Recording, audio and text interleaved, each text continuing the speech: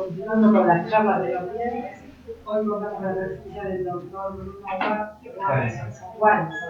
El doctor es hematólogo y especialista también en hemoterapia de Fundaleu y bueno, nos va a hablar de un tema importante. Bueno, muchas gracias. Gracias por la invitación. Vamos a ver un tema creo que está bastante en auge ahora la antipopulación con estos fármacos que ya no son tan nuevos. En inglés se llaman NOACs, los nuevos anticoagulantes orales directos. Para el público hispanoparlante quedaron DOACs, que significan inhibidores directos de la anticoagulación o anticoagulantes directos, ¿no? Vamos a revisar un poco la parte farmacológica y en dónde estamos hoy con las indicaciones actuales, ¿okay? Tengo entendido que somos más o menos clínica, hemato, UTI y cardio, ¿no? Bien, buenísimo. ¿Ya tienen experiencia con DOACs? ¿Utilizan en internación, en el consultorio y demás? Sí, bien, buenísimo, espectacular. Vamos a ver entonces, ¿se ve bien?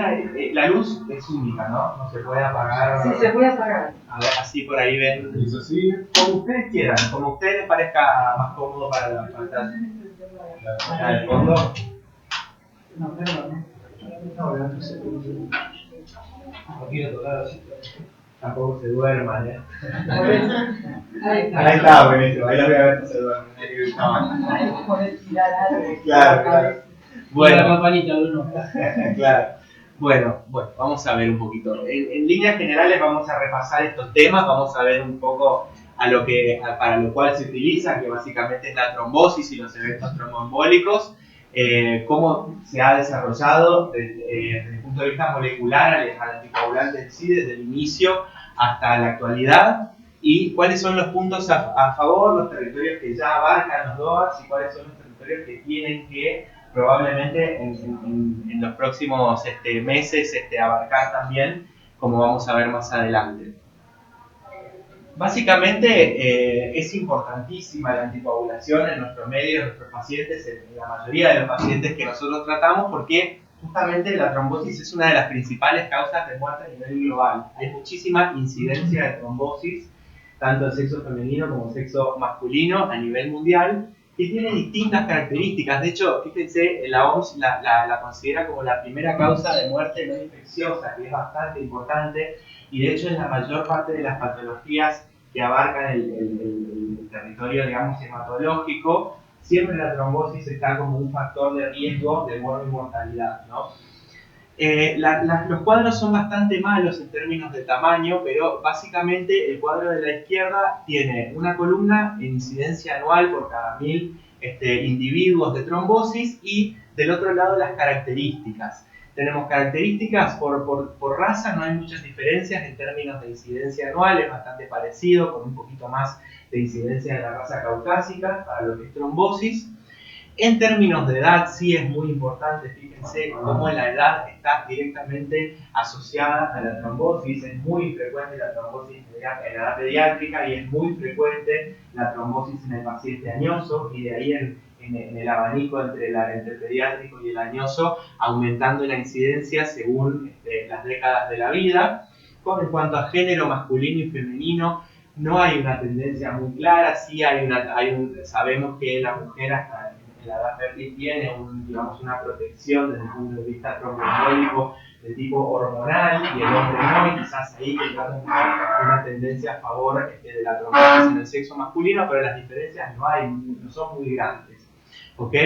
Pero sí hay factores que van a incidir en esta incidencia, valga la redundancia, de trombosis. Fíjense que tenemos factores genéticos, factores adquiridos y factores adquiridos pero transitorios, que en realidad son los más importantes y son los que tenemos que tener en cuenta aquellos que nos dedicamos más a lo que es el tratamiento de los pacientes internados que están sometidos a un tratamiento médico en curso.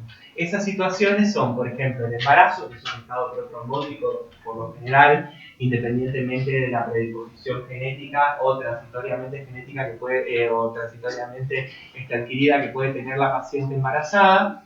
Los anticonceptivos orales también, la terapia hormonal independientemente de los anticonceptivos, independientemente del sexo. La hospitalización, como les dije, el paciente hospitalizado tiene un riesgo transitorio con respecto a lo que es su vida general de un evento trombótico. La cirugía, el trauma y la inmovilización, que forman parte de la mayoría de las cosas por las cuales los pacientes están internados. Entonces, eso, sumado a las características genéticas, que pueden ser distintas situaciones, tanto estados procoagulantes genéticos o situaciones como anemias hemolíticas o distintas situaciones del paciente que puedan llevar a tener una tendencia a que este paciente trombose de más. Historia familiar de trombosis, las trombofilias genéticas, el factor 5 de Leiden y la protrombina 2210, la deficiencia de proteína S y la deficiencia de proteína C, la deficiencia de antitrombina y, como les dije también, algunos cuadros de hemólisis hereditarias, que también la hemólisis está muy asociada al daño endotelial y al estado procoagulante. ¿Okay? Tengan en cuenta siempre un paciente que está internado por una hemólisis, sea cual sea, anemia hemolítica, adquirida, inmunológica, congénita, lo que sea, el endotelio está activado y el endotelio tiene mucha más actividad protrombótica en esos casos. Entonces, siempre asociarle alguna profilaxis tromboembólica también a esos pacientes. Y obviamente en adquirido, la edad avanzada, como les dije, ya de por sí el paciente añoso tiene más riesgo de trombosis, la trombofilia adquirida con el síndrome antifosfolípido a la cabeza, el cáncer y las enfermedades crónicas. Tanto el cáncer como la enfermedad crónica trabaja de la misma manera, haciendo que el factor tisular del endotelio también esté mucho más expuesto y sobreexpuesto, en donde haya una tendencia mayor a la trombosis. Y la obesidad de por sí también, por distintos factores de crecimiento que genera el adipocito sobre la angiogénesis, también induce el estado protrombótico en estos pacientes y las comorbilidades asociadas a la obesidad también. ¿Okay? Entonces hay distintas herramientas que uno puede tener en cuenta en la práctica clínica para predecir qué paciente va a tener mayor o menor riesgo trombótico según sean factores genéticos adquiridos o adquiridos transitorios, como habíamos visto recién, ¿no? En términos de incidencia, la verdad que la incidencia en términos de territorio de oclusión vascular es muy parecida.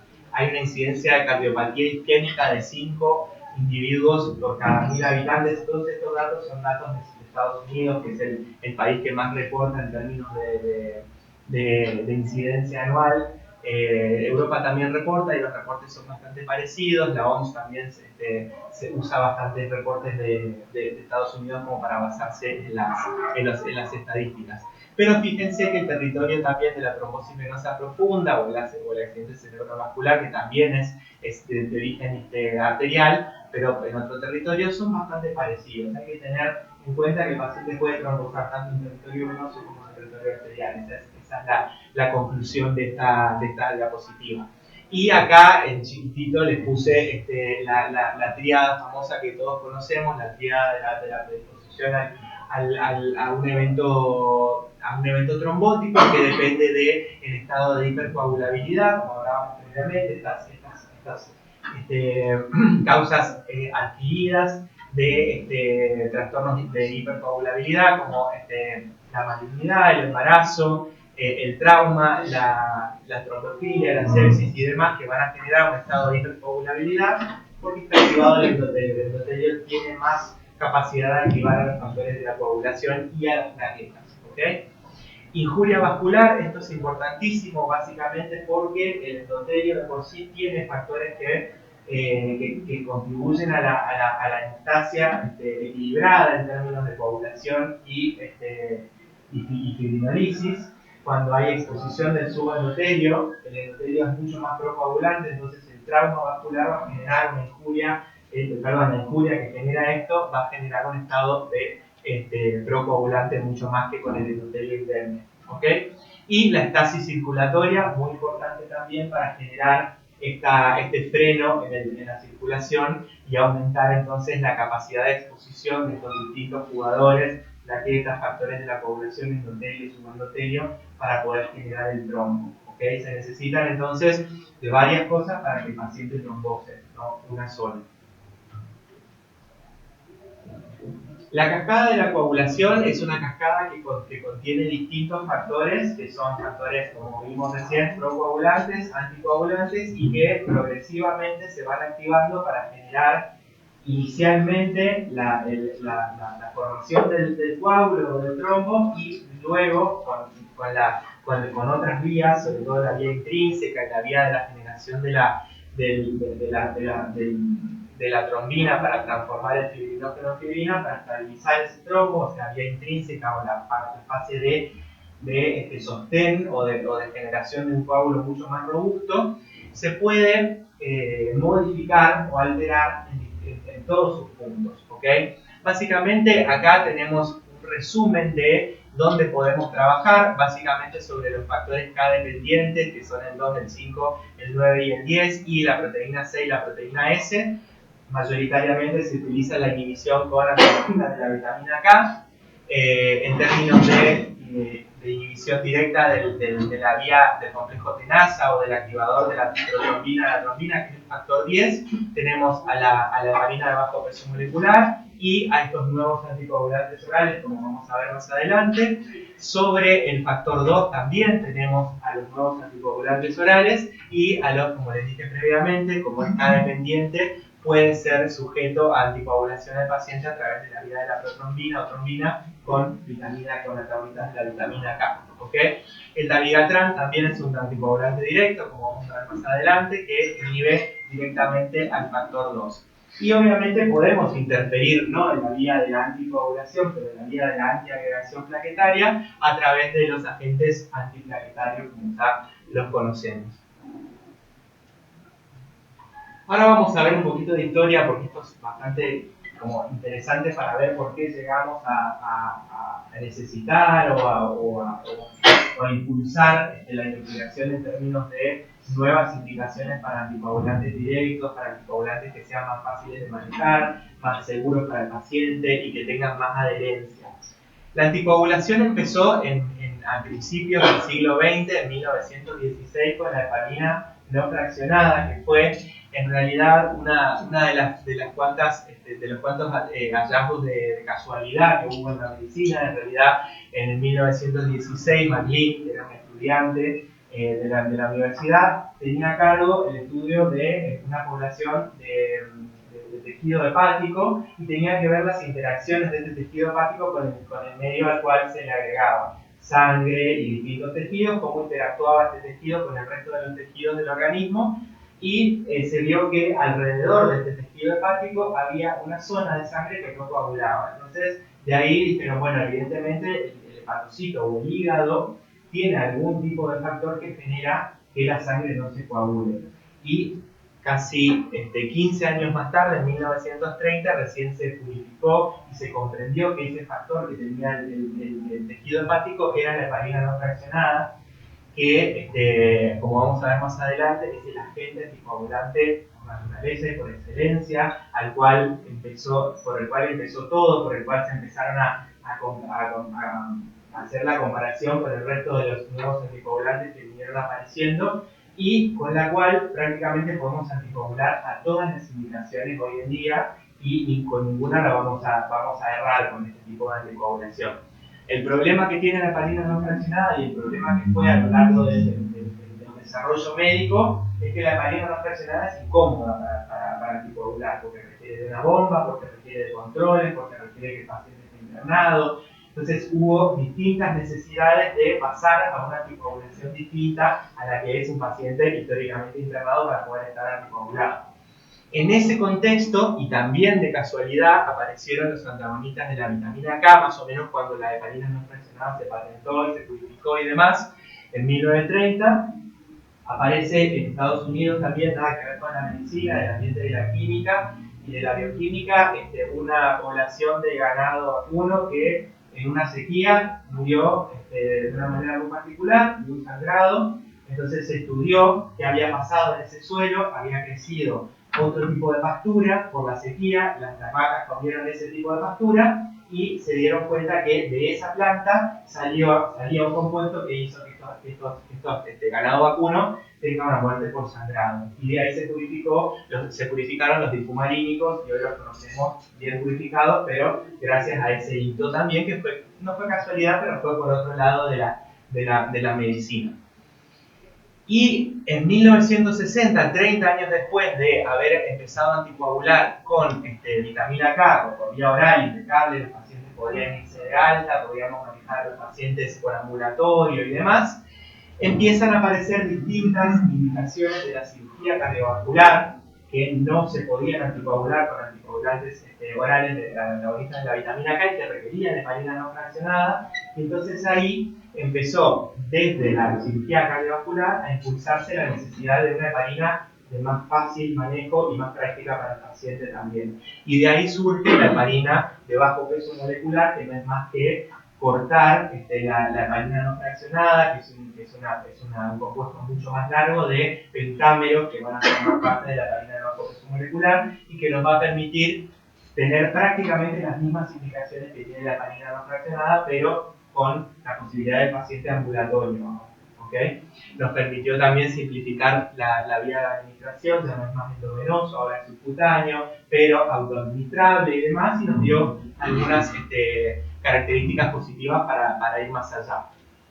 Ahora, recién 40 años después de la heparina de bajo peso molecular, hubo otra necesidad, que es la necesidad de, bueno, bien, ahora nosotros tenemos estos pacientes ambulatorios, los podemos manejar tranquilamente con una buena anticoagulación, pero necesitamos que sea más práctico para el paciente, más práctico para el médico, más barato, distintas indicaciones o distintas presiones sobre la industria que llevaron a que aparezca otro tipo de anticoagulación para poder manejar pacientes ambulatorios y aparecieron los famosos nuevos anticoagulantes orales. ¿Okay? Estos nuevos anticoagulantes orales en realidad están desde el 2000 patentados, pero desde por lo menos 10 o 15 años antes, ya desde el 85, 86, 90, que se empiezan a estudiar la posibilidad de inhibir directamente la vía final de la coagulación sin interferir con el resto de los factores y sin generar un rango de anticoagulación muy pasado. Ese fue el objetivo y se llegó prácticamente a lograr todos los objetivos que se están buscando.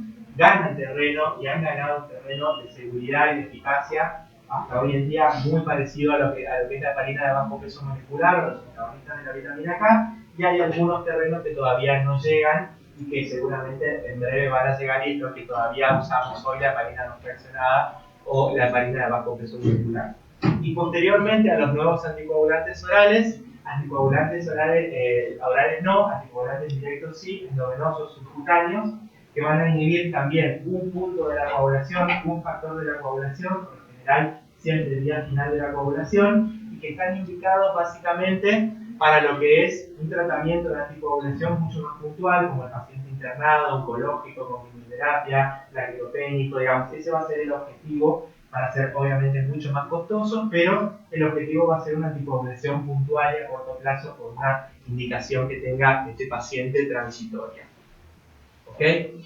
Hablando entonces, volviendo a los nuevos anticoagulantes orales, la mayoría de ellos actúan por inhibición o por desplazamiento. El mecanismo de acción es competir por el sitio activo del factor de la coagulación que van a inhibir. Por lo tanto, ese es el mecanismo y tienen una capacidad, por la cantidad que se utiliza en el fármaco, de desplazar rápidamente al factor de la coagulación y poder generar el efecto anticoagulante en un plazo muy corto. Ahora vamos a ver que el pico máximo de acción o el pico máximo plasmático que tienen es rapidísimo, mucho más rápido que lo que hay que generar con la heparina para darle el pico plasmático de acción a la heparina y la actividad anticoagulante, pero a su vez esto es lo que genera que después sean tan difíciles de revertir también, o por lo menos hasta el momento eran difíciles de revertir y tenían esta dificultad para poder volver al estado de normocoagulación en este paciente. ¿Okay? Pero básicamente tanto la inhibición directa del 10 como la inhibición directa del 2 actúa de la misma manera. Actualmente, como vamos a ver más adelante, el único protagonista de la inhibición de la protrombina o de la trombina activada es el dabigatran, del factor 2, y del 10 hay muchos en donde se está trabajando muchísimo más en distintas formulaciones, es en la inhibición del factor 10. Vamos a ver entonces ahora algunas características farmacocinéticas, que fueron las características más importantes para definir a qué paciente voy a poder indicar esto. Acuérdense que nosotros tenemos la incidencia de trombosis del pequeño al añoso, mucho más frecuente en el añoso. Esto significa que con el correr de los años y de las décadas tenemos más cantidad de interacciones medicamentosas, más comorbilidades, más medicación agregada a estos nuevos anticoagulantes orales. Por lo tanto, la farmacocinética de eliminación y de metabolismo es muy importante a la hora de elegir qué vamos a usar para tratar a estos pacientes. ¿Okay? Acá tenemos entonces, independientemente del tipo de inhibición, tanto del factor 10 como del factor 2, en orden de porcentaje de eliminación renal que tenemos, el orden de excreción fecal, que va a tener que ver más que nada con el metabolismo hepático y el metabolismo enterohepático que tenga la droga, la biodisponibilidad, que esto no es muy importante en términos de anticoagulación para estos fármacos, porque la biodisponibilidad se suplanta con la cantidad de fármaco que se pone en la pastilla para lograr el efecto, que es lo que nosotros buscamos, el pico de efecto, el pico de anticoagulación. Fíjense, es un pico rápido, entre 1 y 2, 2 y 4, 1 y 3 horas ya llegamos al pico de anticoagulación, por eso son drogas seguras para iniciar la anticoagulación, y por lo general no hay puente con otra aplicación para generar el efecto anticoagulante. ¿Okay? Vida media, otra cosa muy importante que vamos a tener en cuenta en estos fármacos, básicamente en términos de seguridad, para saber después con cuánta rapidez este paciente lo va a eliminar y cuán seguro es en términos de un efecto adverso que pueda llegar a tener este paciente, como lo que es un sangrado o la necesidad de reversión de la coagulación porque tiene que someterse a una intervención quirúrgica. La vida media es importantísima. Por lo general, todos tienen una vida media muy parecida, que ronda en promedio entre las 7 y las 12 horas de vida media, con algunas diferencias. Esto les da un poco la pauta de la cantidad la frecuencia o la posología que tienen estas drogas. El apixaban, por ejemplo, es una droga que tiene una vida media cercana a las 12 horas y se da cada 12 horas. Tiene el menor porcentaje de eliminación renal, o sea, solo un cuarto de la droga se metaboliza por vía renal, y esto le permite ganar indicaciones o terrenos en pacientes que tienen insuficiencia renal moderada o severa, no que estén en diálisis actualmente en Argentina, pero hasta 15 de clearance se puede ubicar tranquilamente el tratamiento con apixaban. El rivaroxaban le sigue y tiene un 33%, o sea, un tercio de la droga se metaboliza por vía renal, bastante segura también en términos de eliminación renal, pero en términos de vida media, tiene una vida media muy corta también, de casi 12 horas, pero la toma es diaria. Por lo tanto, acá seguramente la cantidad de fármaco que tenga la pastilla para garantizar que la vida media no se agote en el día va a ser un poco mayor a la cantidad de fármaco que tiene la apixaban, por ejemplo, que es cada 12 horas. Entonces, en términos quizás de seguridad para la anticoagulación, sea mejor algún fármaco que tenga que se pueda dar cada 12 horas y regular mejor la toma, ¿no? El dabigatran es por excelencia el peor en términos de eliminación renal, tiene el 80% de eliminación renal, y por lo general el que primero eligen cuando un paciente añoso se somete a una cirugía de reemplazo de algún tipo de cadera o rodilla y demás, y es lo más peligroso porque no tienen en cuenta el clearance, no tienen en cuenta las interacciones, no tienen en cuenta la edad, y entonces ahí es donde aparece el mayor riesgo de sangrado en estos pacientes. ¿Okay? Entonces, en términos de eliminación renal, es una droga a tener en cuenta, tiene una altísima tasa de eliminación renal. Hoy en día las indicaciones son muy puntuales y no es, creo yo, hoy la droga de primera elección como un nuevo anticoagulante oral. El edoxaban es una droga muy nueva que llegó a Argentina hace muy poquito, también es un inhibidor directo del 10 que tiene un pico de acción muy rápido, que se puede dar una vez por día también, 2 veces por día también, perdón, pero que necesita, por términos de farmacocinética en puntual, necesita un puente con farina de bajo peso molecular para poder iniciarse. ¿Okay? Y el betrizaban en Argentina no existe, y todavía creo que en el mundo hay muy pocos países que lo tienen aprobado. Como les dije, en relación al clearance, a la tasa de eliminación renal de cada uno de estos fármacos, es donde fueron estos fármacos adquiriendo mayor indicación o aprobación en los distintos estadios de insuficiencia renal del paciente. Hoy en día la FDA los tiene aprobados para diálisis también a la apixaban y a rivaroxaban. La apixaban lo aprobó un poquito antes que a rivaroxaban en términos de pacientes en diálisis, justamente ¿por qué? Porque pudieron incluir más pacientes que podían utilizar el apixaban y podían probar la seguridad y la eficacia por esta tasa de eliminación renal baja que tiene, y hoy en día en FDA está aprobado. Acá en Argentina todavía no está aprobado para el uso en diálisis, pero sí en Argentina está aprobado ambos, digamos, todos, para un clearance muy bajo, un deterioro de la función renal muy marcado de 15 a 50. En esos términos se va a poder utilizar, y más adelante vamos a ver cómo lo podemos hacer un poquitito más ajustado y más seguro, para que sea más seguro incluso su uso, combinándolo con la edad, con la función renal y con el resto de las comorbilidades de los pacientes. Actualmente, entonces, indicaciones aprobadas, tenemos indicaciones para estos en términos de DOACs general. En términos de DOACs, acá tienen comparándolo a la warfarina versus el resto de los nuevos anticoagulantes orales, en territorio arterial para reducir el riesgo de evento trombótico o tromboembólico en pacientes con fibrilación auricular no valvular. En términos de territorio venoso, tratamiento de trombosis venosa profunda o tromboembolismo de pulmón para reducir la recurrencia de trombosis venosa profunda o tromboembolismo de pulmón en pacientes que siguen, una vez que finalizan con el tratamiento, siguen con cierto riesgo de tener una retrombosis. Uno lo puede dejar, como vamos a ver más adelante, con una dosis reducida, más a largo plazo, como para reducción de la recurrencia de evento trombótico en estos pacientes. Y fíjense ahí abajo, esto bastante importante, por lo menos en el medio de la oncomatología o de la oncología, cómo es el riesgo de los pacientes que tienen un evento trombótico y tienen un cáncer activo con necesidad de tratamiento activo, la necesidad también de implementar alguna otra medicación aparte de la heparina de bajo peso molecular, que es la única medicación que garantiza, digamos, la mayor cobertura en anticoagulación en un paciente con cáncer por la actividad del factor tisular en el cáncer, que está aumentada.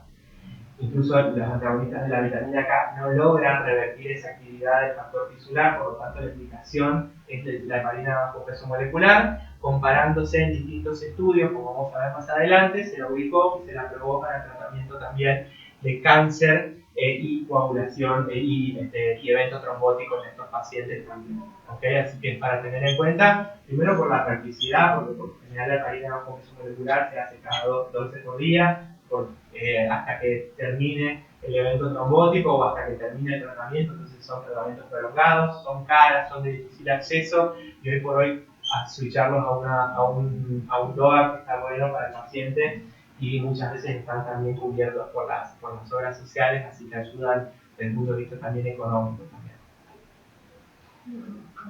Pacientes con cáncer, esto es lo que yo les comentaba previamente, los pacientes con nuevos anticoagulantes orales y patología oncológica, la gente de elección por décadas fue la heparina de bajo peso molecular. Actualmente se emplean los DOACs, sobre todo el apixaban, por sus estudios de equivalencia y de no inferioridad que hubo bien hechos, randomizados. Por lo general acá tenemos uno comparando el apixaban con la heparina, que es una heparina de bajo peso molecular en términos de eficacia y en términos de seguridad. En términos de eficacia, obviamente, si no hubiera eficacia igual o no inferior, no estaríamos comparando, porque estamos buscando que el paciente no trombose o no retrombose. Y en términos de seguridad, la base de la seguridad o la cabeza de la seguridad es el sangrado en estos casos. En términos de sangrado no hubo diferencias significativas ni para un lado ni para el otro, por lo tanto no inferior en términos también de seguridad para estos casos. Por lo tanto, estos trabajos hicieron que se apruebe la indicación para trabajar en pacientes con trombosis y cáncer activo. ¿Okay? En términos de pacientes complejos de insuficiencia renal crónica o diálisis, ya lo dijimos más o menos, todos tienen, como hablábamos, algún grado de eliminación renal. Dentro de todo, el apixaban y el rivaroxaban son los que menos porcentaje de eliminación renal tienen. Los estudios por lo general frenan hasta un clearance de 30 para incorporar pacientes. Pacientes que tenían un clearance menor a 30 los excluían de esos estudios y por eso no se podía avanzar mucho más allá de pacientes con insuficiencia renal moderada severa o pacientes en diálisis. Gracias a esta posible indicación de hasta 15, incluso en menos de 15, fue que se animaron, aparecieron estudios, incorporaron pacientes y pudieron comparar, sobre todo con dicumarínicos que son, o warfarina, que son hasta hoy el agente de elección para pacientes con diálisis. Los compararon y también los estudios no dieron diferencias significativas en términos de seguridad y eficacia.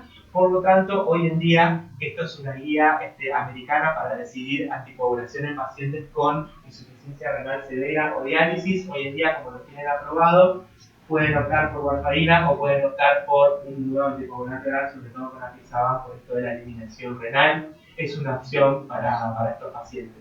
En Argentina, recién de 15 de clearance en adelante podemos optar por esto.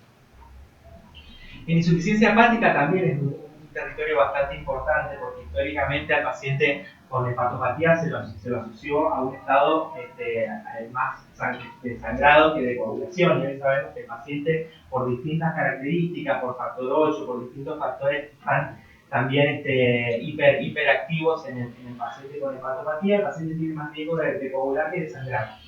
Entonces hay que tener en cuenta la tromboprofilaxis o el tratamiento de la trombosis venosa profunda o de evento tromboembólico en pacientes con hepatopatía.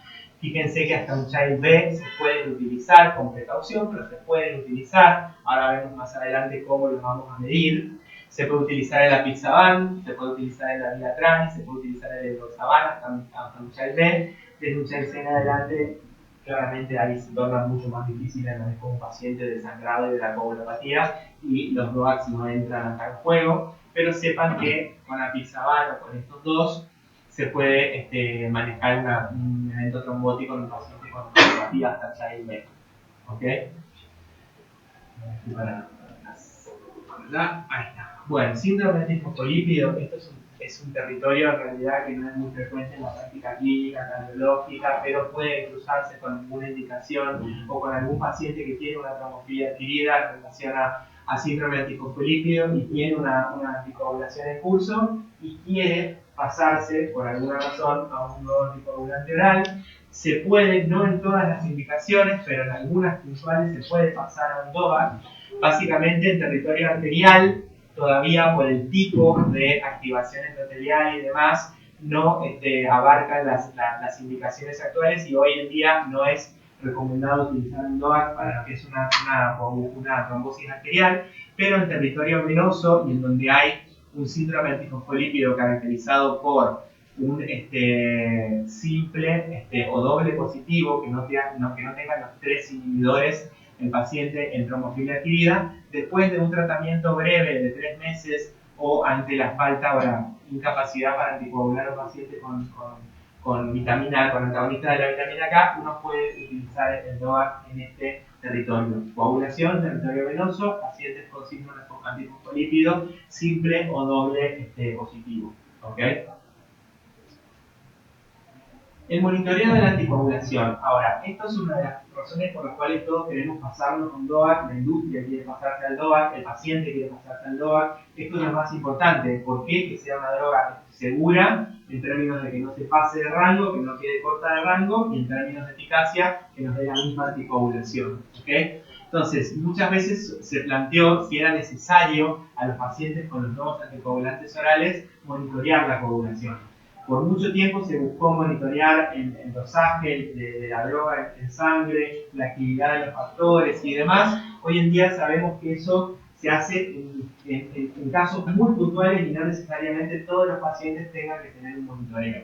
Sino más que nada, aquellos pacientes... se ve horrible, perdón. Pero bueno, acá lo que dice es que en realidad el único caso en donde uno tendría que tener precaución y monitorear la actividad de esa anticoagulación es en los pacientes que tienen muy bajo peso o pacientes por debajo de los 60 kilos.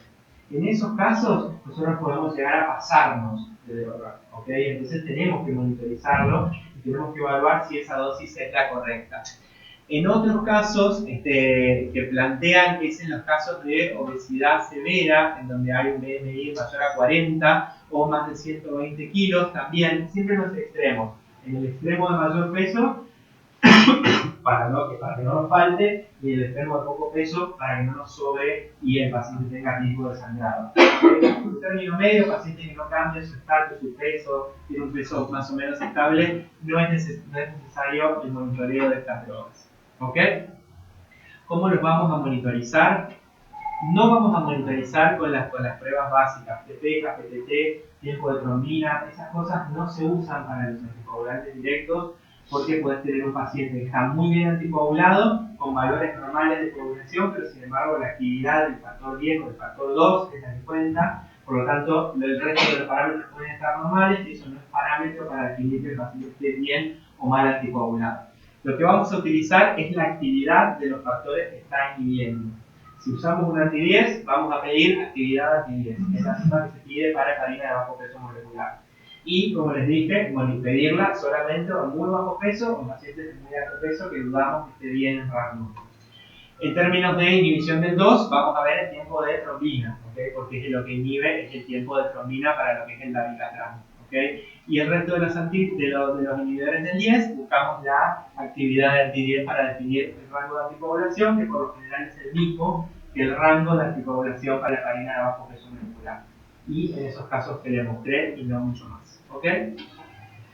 Bueno, ahora vamos a entrar en otro territorio que también es bastante controvertido en términos de qué hago si el paciente se tiene que operar, lo suspendo, no lo suspendo, qué hago si el paciente sangra, cómo lo revierto, hay que revertirlo, si necesita un antídoto, no se necesita un antídoto. Estas diapositivas vienen a ver un poco y a cubrir esto. Esto es horrible también, se ve muy, muy chiquito, pero les va a quedar la presentación así que lo pueden ver.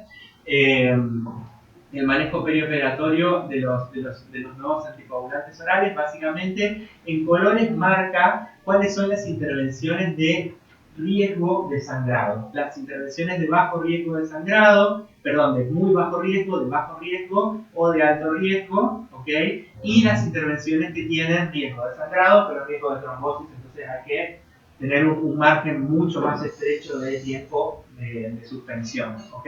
Y hay una lista que es la lista más piola, que dice, me tengo que sacar un solo diente, ¿qué hago? ¿Suspendo o no? Me tengo que hacer una endoscopía, pero es solamente diagnóstica, no van a tomar biopsia. Le van a tomar biopsia en la endoscopía. Bueno, resume eso y está ahí, y está práctico, después mírenlo y listo. Pero básicamente es poner en dónde está el riesgo del paciente y el riesgo de la intervención para definir si se suspende o no y cuánto tiempo se suspende, como vamos a ver en esta diapositiva que le sigue después de esto.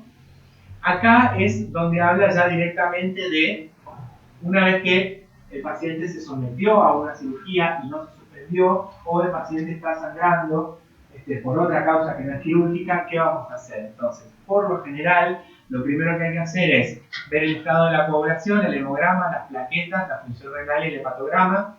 Básicamente, función renal es muy importante para definir cuál anticoagulado va a estar este paciente por el clearance. Si es un sangrado leve, si es un sangrado moderado o si es un sangrado muy severo, ¿ok?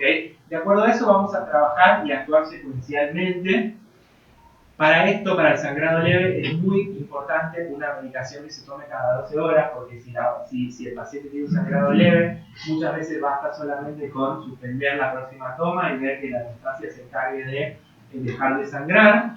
Evaluar la medicación concomitante para ver si va a modificar también la tasa de eliminación del fármaco, sacar medicación que retrase la eliminación renal, como hablábamos previamente. Si el sangrado ya es un poco más grande y es moderado o severo, a la suspensión o al retraso, podemos usar las medidas de soporte que conocemos: compresión mecánica, anestesia quirúrgica, transfusión de glóbulos rojos, transfusión de plasma, transfusión de plaquetas, y demás, bueno, y esto también es importante, adecuada diuresis para poder favorecer la eliminación del fármaco. Y si es muy severo, entonces ahí recién, cuando el sangrado es muy severo, o sea, cuando la pérdida de sangre es superior a 1000 mililitros estimada en adelante, uno recién ahí considera que el sangrado es muy severo o de amenaza de vida, y ahí consideramos entonces revertir la anticoagulación de alguna manera, ¿ok? Las medidas más básicas son las que en teoría nos van a ayudar más. Las medidas básicas son la utilización del ácido tranexámico, la encofresina ni porque no en todos los lugares está y no se sabe mucho usar. No es muy fácil usar tampoco la desmo en términos de después de los efectos que tiene en la hiponatremia y demás. Pero sí podemos usar el ácido tranexámico, podemos usar el plasma fresco, que no está recomendado, pero ante la falta se puede utilizar eso también. Y sí considerar los concentrados protrombínicos, como los que conocemos, el Protronflex o algún concentrado protrombínico que tengamos a dosis estándares para revertir entonces este sangrado y para desplazar con el factor 10 que tiene el concentrado protrombínico para poder desplazar, como les dije antes, al fármaco de su sitio activo. Obviamente el factor 7, ante el sangrado muy severo de amenaza de vida, también en ocasiones se puede utilizar, pero queda ya relevado a la última instancia de uso. Primero utilizamos el resto de lo que veníamos hablando previamente.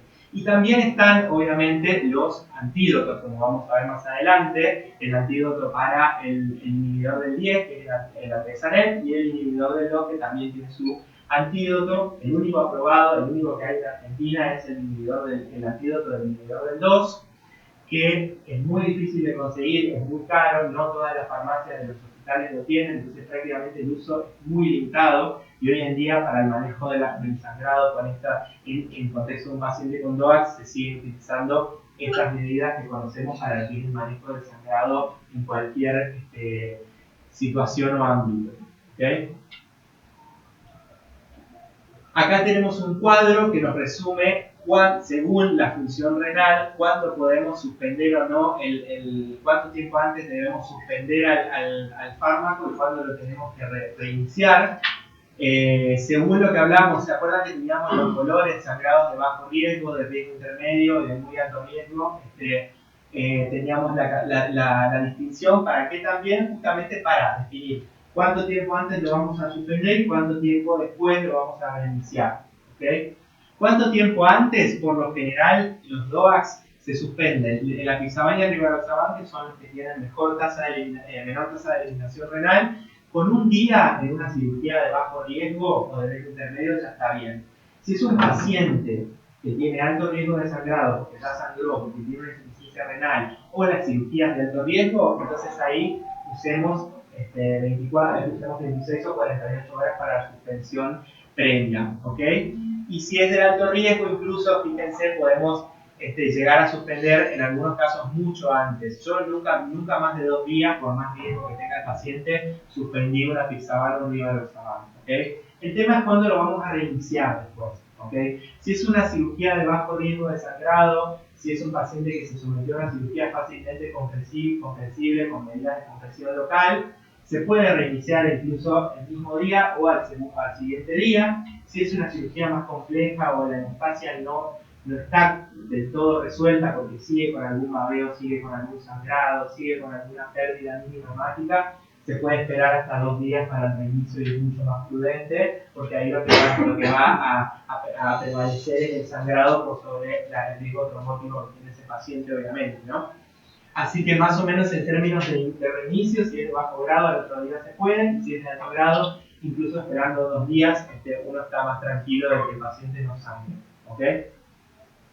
Tengan en cuenta que estas cosas son, a ver, nosotros lo hablamos mucho con el paciente, esto es criterio y es charlar, concentrarse con el paciente o el familiar y decirle, bueno, el riesgo de trombosis está, pero en este momento el riesgo de sangrado está, y es mayor el riesgo de sangrado que de trombosis, probablemente se muera más por un evento de sangrado que de trombosis. Entonces acá, que el paciente esté al tanto y lo entienda, ayuda muchísimo a evitar muchísimos problemas después de complicaciones que surgieron por estas decisiones que tomamos. Siempre consensuarlo con el paciente, con el familiar, explicándole el riesgo que prevalece en ese momento. ¿Ok? Bueno, y como les dije previamente, uno hoy en día el rol y el objetivo de estos fármacos es controlar el evento trombótico. O sea, ningún fármaco va a progresar en estudio y va a aumentar en indicaciones si el riesgo de trombosis es mayor con respecto a una droga ya conocida. Entonces, logrado el control de los eventos trombóticos, nosotros tenemos que buscar algún fármaco que tenga mejor adherencia, tratar de que el paciente sea lo más adherente posible, le moleste menos usar esa anticoagulación, se acuerde mejor, tenga alguna herramienta que le ayude o le facilite a él cumplir mejor con el tratamiento anticoagulante. La eficacia, como les dije, tiene que ser igual o mejor incluso a la eficacia de lo que ya conocemos para poder elegir un fármaco nuevo, y sobre todo la seguridad, que es lo que hoy se está buscando equiparar para poder darle la tranquilidad al médico y al paciente de que lo que le estamos dando es seguro para anticoagular y seguro en términos de sus efectos adversos del sangrado. ¿Okay? Por lo tanto, hoy en día los DOACs, particularmente también el apixaban, cubren un amplio terreno de indicaciones en anticoagulación, tanto en la prevención como en el tratamiento de la trombosis arterial y venosa. Tienen un perfil de seguridad y eficacia muy elevado, con buena evidencia bibliográfica, hay mucho reportado, hay mucho estudio bien hecho en términos de randomización, de comparación en pacientes con cáncer, en pacientes con insuficiencia renal crónica, con hepatopatía, en términos de cirugía ortopédica, pacientes añosos con comorbilidades, pacientes de bajo peso, sobrepeso, todo lo que venimos repasando de estas drogas. Tienen la posibilidad, como les dije, de utilizar sus agentes hemostáticos propios para revertir el sangrado, pero también utilizando las herramientas básicas podemos revertir el sangrado de estas drogas. Y la diversidad en términos de perfil farmacocinético hace que uno hoy tenga la herramienta de elegir qué droga le va a poder dar al paciente de acuerdo a las comorbilidades que tenga y de acuerdo a los fármacos que esté tomando. ¿Okay? Entonces, ¿dónde estamos bien parados? En prevención y tratamiento de trombosis arterial y venosa, como vimos, tromboembolismo de pulmón, prevención de tromboembolismo arterial y venoso en pacientes con fibrilación auricular no valvular, en donde todavía no está muy claro y no está aprobado al 100%, es en términos de cirugía cardíaca y cardiopatía isquémica, en donde hoy en día todavía se utilizan los otros que ya conocemos. En síndrome antifosfolípido solo para estos pacientes que doble o simple doble positivos, y el punto creo en contra que tienen todavía es la incapacidad que tenemos en todos los centros y en todos los medios de tener el antídoto hemostático, ya que hoy, no es lo mismo hoy, la prevalencia, la incidencia de uso de DOAC que cuando salieron. Hoy se usan mucho y están muy indicados, y quizás más indicados en otros terrenos, por ahí los indican ustedes más que nosotros, los clínicos, los cardiólogos, los nefrólogos, los indican más que el hematólogo mismo. Entonces hay mucha cantidad de pacientes que está usando, y entonces creo que hoy deberíamos poner a disposición en muchas más farmacias la posibilidad de utilizar el antídoto, como fue con los concentrados protrombínicos. En principio era algo que tenía muy pocos lugares, que era muy difícil de acceso, caro o lo que sea, y no había tanta accesibilidad al Protonflex o al concentrado protrombínico. Hoy en día es una droga que en la mayoría de las farmacias, en los hospitales está, y que en términos de antídotos espero que eso vaya para ese lado también. A modo de resumen y para terminar, ¿cómo usamos el apixaban? Al apixaban, acuérdense, lo usamos 2 veces por día, ¿okay?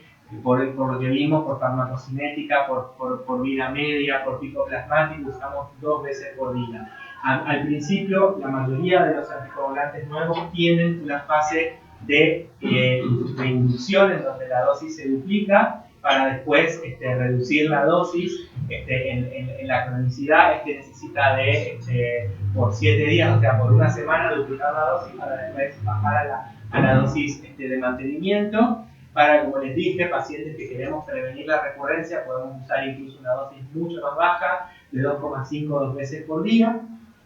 ¿Okay? Situaciones especiales, pacientes que tengan 2 de 3 criterios de los que estamos mencionando acá abajo, pacientes que tienen indicado para la prevención o el tratamiento de algún evento tromboembólico y tienen la creatinina más de 1,5, son muy añosos, de mayor de 80 o menos de 60 kilos, podemos, si tienen 2 de 3 criterios, en vez de usar la dosis de 5 cada 12, usar la dosis de 2,5 cada 12. Esto nos garantiza la misma eficacia de la anticoagulación y menor riesgo de sangrado, que es lo que estamos buscando. Situaciones especiales, las clásicas, ¿qué hago si me olvidé de tomar? Si se olvidó de tomar, el paciente tiene que tomar el apixaban independientemente de cuándo se lo olvidó. salvo que ya sea el horario de, me acordé cuando ya tengo la otra dosis, estoy a una hora de la otra dosis, que tome la otra y listo, pero si es hasta 4 o 6 horas después de su horario, la puede tomar para mantener el régimen de 2 veces por día y después seguir con el horario que hace habitualmente. ¿Ok? Esto también es importante, cómo hacemos el switch, tanto del antagonista de la vitamina K a la Pixaban, como de la Pixaban al antagonista de la vitamina K. Iniciamos a Pixaban cuando suspendemos el RIN, el anticoagulante y el RIN es menor a 2. Ahí lo iniciamos con la dosis que vieron. Y como hacemos el camino contrario, dejamos el apixaban hasta que con el inhibidor de la vitamina K el RIN supera los dos puntos. ¿Okay? Y como les dije, insuficiencia renal leve o moderada, no es necesario el ajuste, sino el ajuste va a estar dado por estos criterios de acá en ese contexto de patología. ¿Ok? Así que bueno, acá llegamos.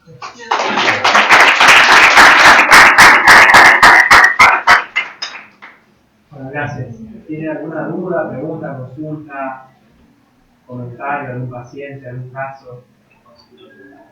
¿Crees que avanzará para las válvulas protésicas? Sí, de hecho, justo hablaba con ella recién, hay un montón de metaanálisis, un montón de estudios randomizados esperando para usarlos de aprobación en la FDA para poder entrar en términos de valvulopatía de corrección quirúrgica.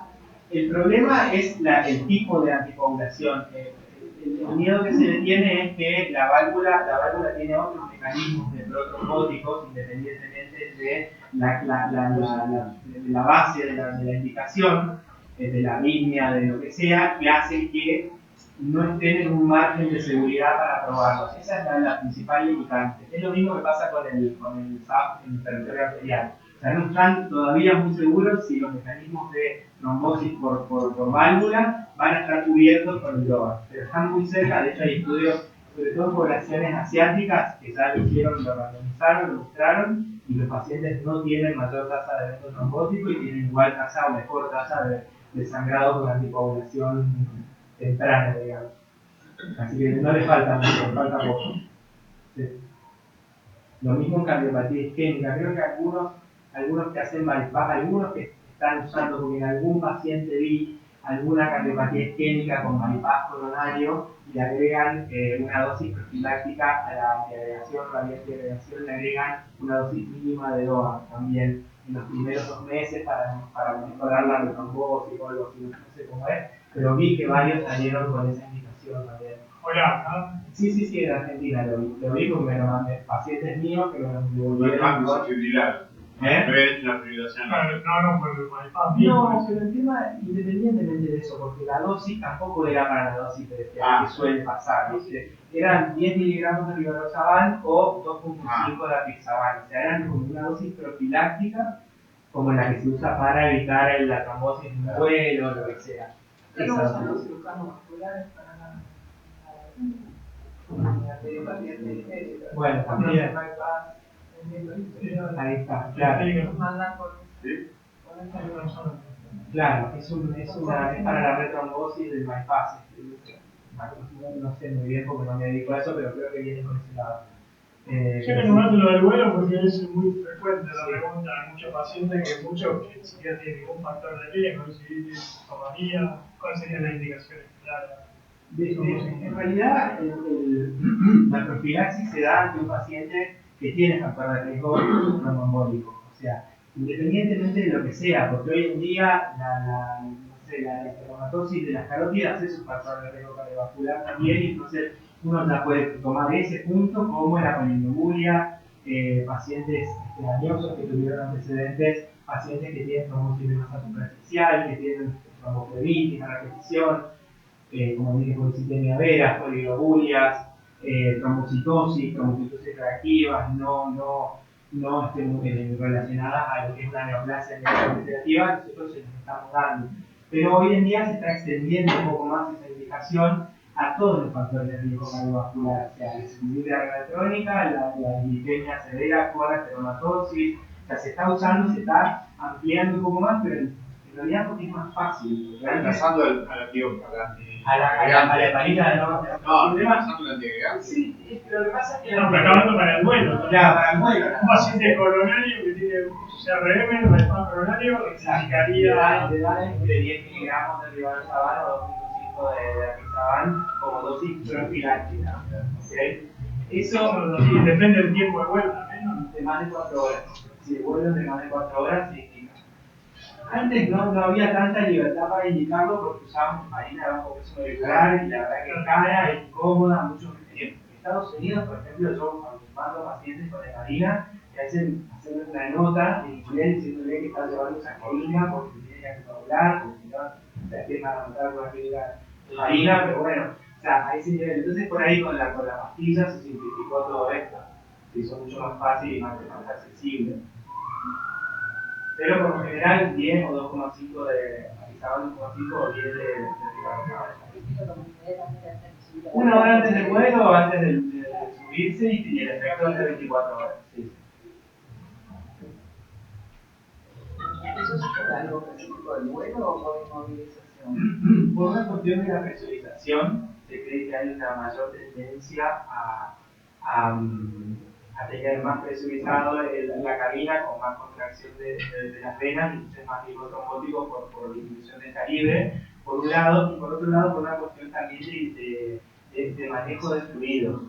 Hay menos en el intravascular y entonces eso hace que también haya un estado más protrombótico. Por eso también, además de decirle, tomate la pastillita, movete cada 2 horas y tomar más líquido, están esas indicaciones para aumentar un poco el intravascular. Pero esa es la teoría de que la presurización comprime el intravascular. Bueno, entonces en la práctica el control de la anticoagulación, ¿no lo indicarías rutinariamente? No, el único escenario quizás yo indicaría el control del monitoreo es en un muy obeso o en un paciente de menos de 60 kilos me parece como medio yankee, como medida estándar acá, 60 claro, por ahí pacientes de 40 o 50 kilos podemos llegar a ¿Se controla periódicamente? No es periódico. No. Si no hubo cambios de peso en la medicación, porque lo controles una vez y ven rasgos, sí. Eso en términos de monitoreo, y en términos de seguridad por paciente añoso, creatinina elevada y demás, ahí sí está bueno ajustarlo cuando tienen 2 de esos 3 criterios, porque es la misma eficacia con menos riesgo de sangrado. Eso sería el monitoreo, directamente se va a Sí, monitoreo, exacto. No necesitas monitoreo.